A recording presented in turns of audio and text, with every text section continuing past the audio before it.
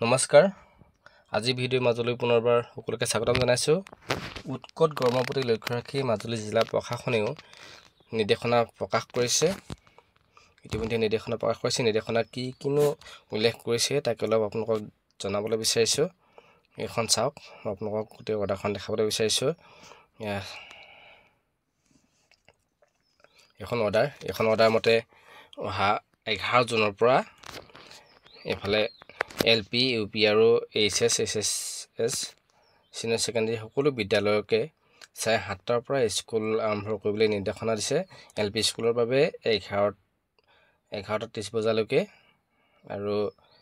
UP school অৰ্থাৎ ME স্কুলৰ বাবে 12 বজালৈকে আৰু হাই স্কুল বা হাই সেকেন্ডাৰীৰ কাৰণে আপোনাৰ 12:30 বজালৈকে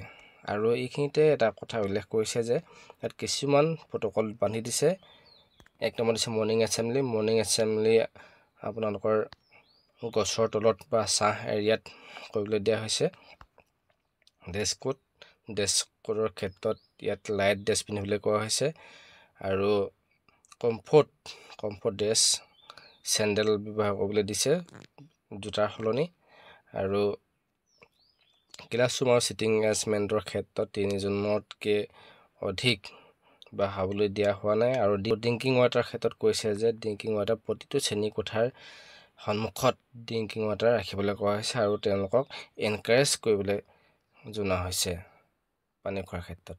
আৰু 5 নম্বৰতে কৈছে যে ফাংচনেলিটি অফ ইলেক্ট্ৰিচিটি ফেন যদি ফেন বেয়া হৈ আছে সেইবিলাক ভাল কৰিবলৈ দিছে আৰু যদি সম্ভৱ হয় এইখিনি হলাই দিবলৈ কোৱা হৈছে আৰু মেডিকেল ৰেসপন্স প্ৰটোকলৰ ক্ষেত্ৰত কৈছে যে কাৰোবাৰ গৰমৰ কাৰণে যদি কিবা অসুবিধা হয় লগে মেডিকেলত খবৰ কৰিবলৈ জনোৱা হৈছে আৰু আউটডোৰ এক্টিভিটি সম্পূৰ্ণৰূপে ৰেষ্ট্ৰিকশন কৰিছে হেলথ মনিটৰিংৰ ক্ষেত্ৰত কৈছে যে সকলো ষ্টাফক হিট ৰিলেটেড ইলনেছৰ ক্ষেত্ৰত এখিনি মনিটৰ কৰিবলৈ কোৱা হৈছে আৰু এখিনি ট্ৰেইন কৰিবলৈ কোৱা হৈছে আৰু আটাইতকৈ ইম্পৰ্টেণ্ট কথাটো কৈছে যে 9 নম্বৰত কৈছে প্ৰহিবিটেড অফ ষ্টেট ভেণ্ডৰ নিয়াৰ